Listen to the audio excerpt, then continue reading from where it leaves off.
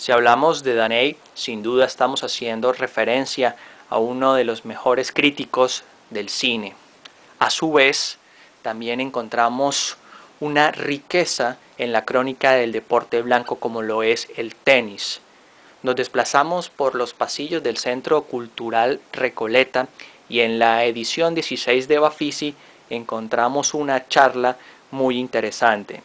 Entre ellos estaba el traductor del libro El amante del tenis y una escritora muy interesante de Argentina como lo es Beatriz Sarlo. En este debate que tuvimos la fortuna de asistir y que le vamos a llevar a todos ustedes por la pantalla de Tele Santander y de TV Urbano, encontramos que la crónica que desarrollaba partido tras partido Daney tenía un enfoque cinéfilo, pero con una pasión tenística. Algo muy interesante que vamos a compartir con todos ustedes y vamos a dejar al traductor, una persona muy capaz de llevar a cabo las palabras o tratar de interpretar las palabras de Daney, como lo es Leonardo de Espósito, nos cuenta su experiencia con el libro. También Beatriz Sarlo nos comenta un poco más de este mundo tan hermoso como lo es el tenis y el cine. Pasen y disfruten con nosotros de esta experiencia con el amante del tenis en la edición 16 de Bafisi. ¿Cuál fue la diferencia o la especificidad del cambio al traducir textos de tenis? Porque si bien uno puede encontrar una continuidad entre la escritura sobre cine de Daney y aquella sobre tenis, parece que quizá había una diferencia o una dificultad extra o lo que te sugiera. Bueno, mira, primero le agradezco a Beatriz los elogios a la traducción, porque era mi gran miedo, justamente el gran miedo que es con lo que se enfrenta uno cuando tiene un texto que está en otro idioma, lo tiene que pasar, es, che, ¿podré transmitir lo que esta persona quiso transmitir? A mí lo que me pasaba con el texto, y creo que fue lo que... Creo que el término que gira siempre es el término de precisión. Daney es muy preciso. Incluso cuando tiene frases muy largas, oraciones llenas de subordinadas o que ocupan todo un párrafo, es muy preciso. Justamente ese uso lingüístico, ese uso gramatical, a veces recursivo, lo que busca es una gran precisión. Y eso se conectaba con los textos sobre cine, donde lo que busca absolutamente es tratar de encontrar el sentido de lo que está viendo. En eso me parece que no hubo mayores diferencias. Entonces, si vos conocías o habías leído a Daney, tanto en castellano como en francés, seguías más o menos ese estilo, notabas que incluso era un poco más sencillo, porque como estos son textos que Daney escribe para Liberación, son textos para un diario, que están escritos con mucha enjundia y con mucha precisión y con mucho pensar sobre lo que se ha visto, pero con menos tiempo, hay una cierta síntesis que los hacía más asequibles, no más fáciles, pero sí más asequibles a la hora de leerlos y de trasladarlos. La diferencia era justamente el lenguaje tenístico. Hay una cosa muy interesante respecto del uso que nosotros hacemos del vocabulario del tenis. Los franceses suelen traducir todo, e incluso tienen reglas, ¿no? Ellos tienen toda una política de trasladar toda terminología extranjera, sobre todo si es en inglés, de trasladarla al francés. ¿Sí? Ellos, por ejemplo, en el campo de la informática no dicen hardware y software, sino dicen progiciel y logiciel, por ejemplo, ¿no? Que uno tiene que ir a encontrar las equivalencias. Nosotros solemos utilizar la terminología en inglés, o sea, no traducimos, a diferencia de los españoles que traducen algunas cosas. Entonces, lo que había que hacer era no buscar la terminología en español, sino buscar la terminología exacta en inglés de algo que yo no conocía realmente. O sea, yo soy un espectador de tenis de los 80, porque era chico y veía entonces estaban surgiendo los grandes tenistas argentinos que jugaban. Pero no le prestaba tanta atención al léxico. Entonces me sonaba drive o top spin o ace, me suenan los términos, pero no su uso. Incluso admito que descubrí que el drive es con la mano útil y el revés es con la otra mano, por el otro costado, lo fui descubriendo con la traducción.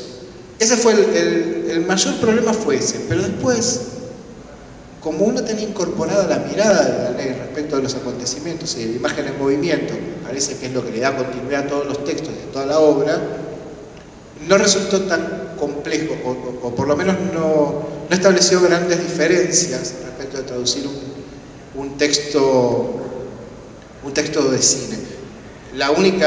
El único riesgo era no capturar la voz de Daney.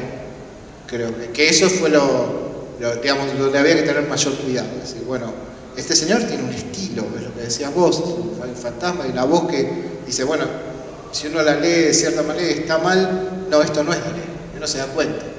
Pero creo que los propios textos ayudaban bastante con eso.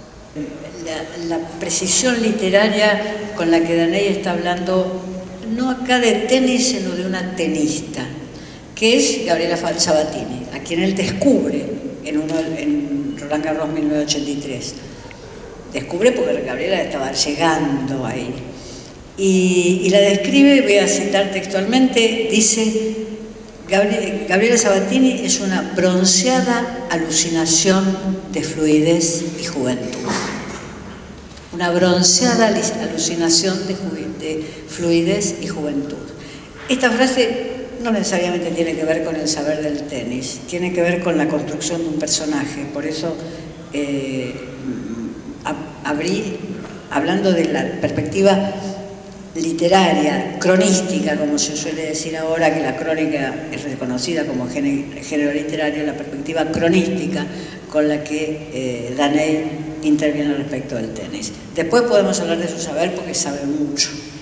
O sea que no es que Daney llega, digamos, como el Mesías, quizás a un campo totalmente desierto. Que no discutía con contemporáneos de la prensa francesa, eso empecé... No, es probable que no. Todos los que conocemos los diarios sabemos que la sección deportiva es una de las secciones más celosas de los diarios.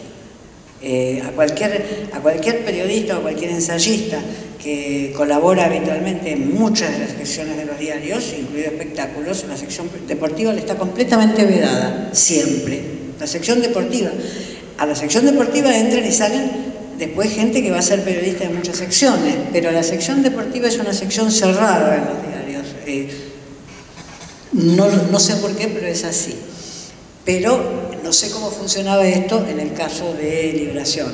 Pero seguramente Daney se mete en una tradición. Hay una tradición que quizás él conociera también, que es de muy buena escritura sobre cricket, que arranca con Orwell. Orwell, mucho antes de escribir 1984, fue jugador distinguido de cricket, como lo fue también Beckett, y hace una observación sobre el cricket, que es que el cricket es un deporte sobre el cual siempre hay deliberación, porque sus reglas no son del todo estabilizadas. Orwell dice, es un deporte típicamente inglés, donde el costado del fair play es importante. Esto, por supuesto, no pasa en el tenis, que tiene las reglas más sencillas de cualquier deporte. Las reglas del tenis se explican, como decía Orson Welles, de Los secretos de la puesta en escena, en 5 minutos. Las reglas del tenis se explican en 3 minutos y medio, las reglas. No pasa, pero hay una larga tradición en el cricket de muy buenos escritores sobre cricket. Hay un poeta inglés de origen irlandés que en el Times Literary Supplement, cuando vienen las finales de cricket, que son una vez al año, donde la India siempre derrota a Gran Bretaña y Australia, invariablemente, la isla es campeón siempre de cricket, en esas finales ese poeta se dedica a escribir sobre las finales de cricket. O sea que Daney no entra en un campo donde no hubiera habido escritores que no escribieran sobre un deporte. Las crónicas de cricket, a mí me fascina leerlas y son como si leyera sobre sánscrito, porque obviamente ninguno, salvo que alguien de los aquí presentes juegue cricket, ningún argentino sabe lo que son esas misteriosísimas reglas del cricket. Pero hay tradición de escritura sobre algunos deportes, que no son, como vos bien decís, el caso de aquellos escritores que dicen a lo vio, ¿y cómo me gusta el tenis? ¿Cómo me gusta el tenis? Y después no escribió una frase que valiera la pena sobre el tenis. Pero es otra tradición. Este poeta irlandés Callaghan se llama, que yo acabo de citar, suscita. O sea que hay deportes que suscitan esa escritura, ¿no?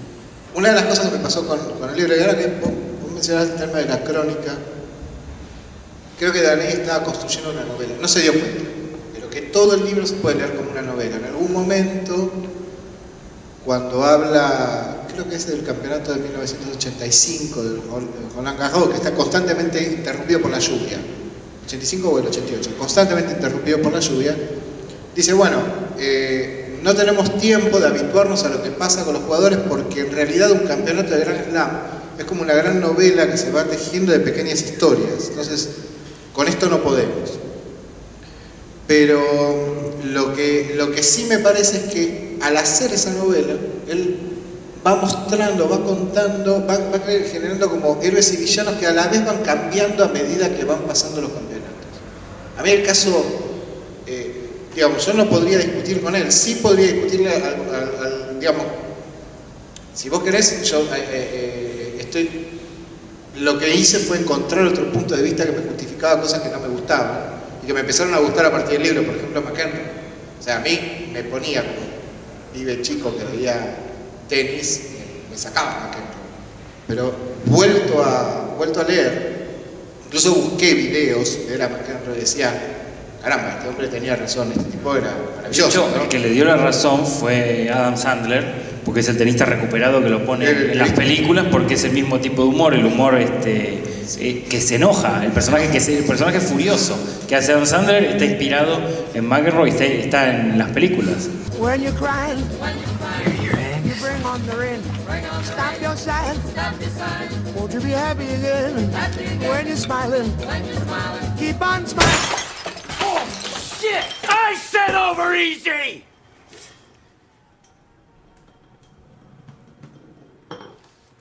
Now, why did I do that? Because I refused to spoon with you last night? The angry man opens his mouth and shuts his eyes. Alphabets, no matter how old I get, always a culinary delight. Hay dos cosas que me parece que muestran este arco, que hace que vos puedas discutirle cosas, porque hay un método. Daney tiene un truco. Tiene un truco que está en sus críticas al cine. Él, cada tanto en el texto, hace una pregunta y la responde. La pregunta tiene, como toda pregunta, más de una respuesta posible, y él toma la respuesta que le parece a él y es como que involucra al lector al preguntar. Dice, ¿será que a McEnroe le pasa tal cosa? Bueno, probablemente sea tal cosa, y él responde asertivamente lo que a él le parece, pero deja una cierta libertad al lector, por eso tampoco polemiza con otros. Deja cierta libertad al lector para que pueda opinar diferente, pero expone sus ideas. Daney dice, estamos escribiendo de tenis en una época donde el público que ve tenis no sabe de tenis. Y en ese sentido, uno podría pensar que Daney hace paralelo con el cine. Es decir, que hay un momento en que el público se enajena de lo que Daney considera buen cine. Entonces, el público de tenis no sabe de tenis y por lo tanto en Roland Garros la gente no discute si el globo estuvo bien tirado, si era el momento de tirar un globo o tirar un passing shot, por qué si tiraba un passing shot hubiera podido hacer el tanto, es decir, las discusiones técnicas, sino que la gente discute si la pelota entró adentro o afuera, cosa que para discutir no hace falta saber en absoluto de tenis, nada. Es decir, Daney tiene la hipótesis de que cuando el tenis llega a la televisión se crea un público que no sabe de tenis y él está hablando para ese público, o sea que contradice la tendencia de ese público, que era que no le gustara McEnroe, porque no sabía de tenis. Bueno, en tu caso porque eras chico además. Pero Daney no es que no baja muñecos. A Vilas lo considera un jugador que es de los clones, como dice él, que formó Borg. Odia ese tenis, lo odia decididamente. Sí, de la línea de base, lo odia. Lo odia ese tenis, que es el tenis con top spin, es decir, cuando las raquetas se perfeccionan, entonces tienen que inventar el top spin para que la pelota no se vaya afuera, no se le pega más plano a la pelota, sino que se le pega como un efecto para que la pelota haga una curva y caiga dentro de la cancha. Típico golpe, si ustedes quieren ver, el que es un as del top spin hoy es Nadal. Vilas es de los inventores del top spin. Daney lo odia. El único momento que él rescata a Vilas es no me acuerdo en cuál de los Roland Garros, cuando él dice Vilas empezó a moverse bien. Pero es un partido, porque después la final dice volvió a ser el de siempre. O sea que él baja muñecos, no es como en el cine, Daney, es como en el cine, las películas que le parecen horribles y los traveling que le parecen abyectos, en el cine, en el tenis también le parecen las cosas del mismo nivel de horripilancia. Tiene, como en el cine, la sensación de que está escribiendo para un público que ya no entiende. Es decir, que se rompió un entre nos, se rompió una élite.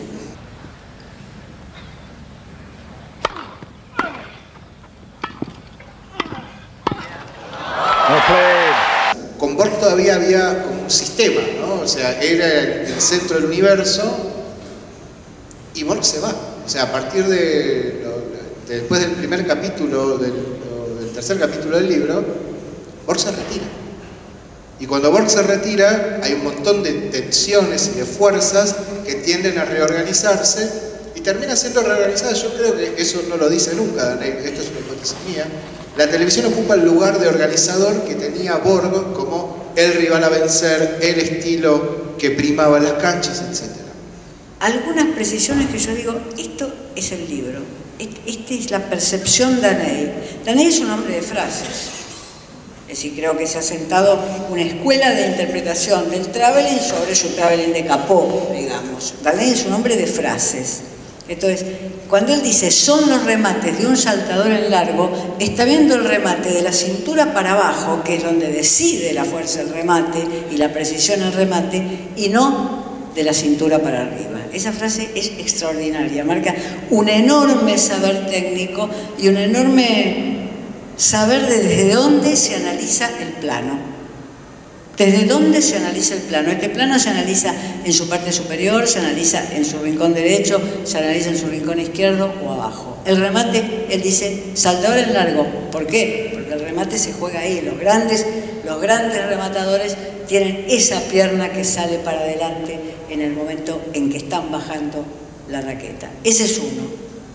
Y la otra frase que me pareció verdaderamente extraordinaria es que el passing shot es el golpe más humillante del tenis. Pero es de una sabiduría absoluta, porque en el passing shot se juega todo del jugador que está haciendo el passing shot, pero también puede resultar para él el golpe más humillante si el otro está cerrando bien la red. Es decir, es el golpe más humillante para el que va a recibir el passing shot y lo van a pasar, pero también puede ser el golpe más humillante para el que se largó con cualquier verdura a hacer un passing shot y el otro le cerró la red donde debía cerrársela y le volea. Esto es ver exactamente lo que está sucediendo en el plano. Exactamente lo que está sucediendo en el plano. Uno podría peinar el libro para encontrar esta frase.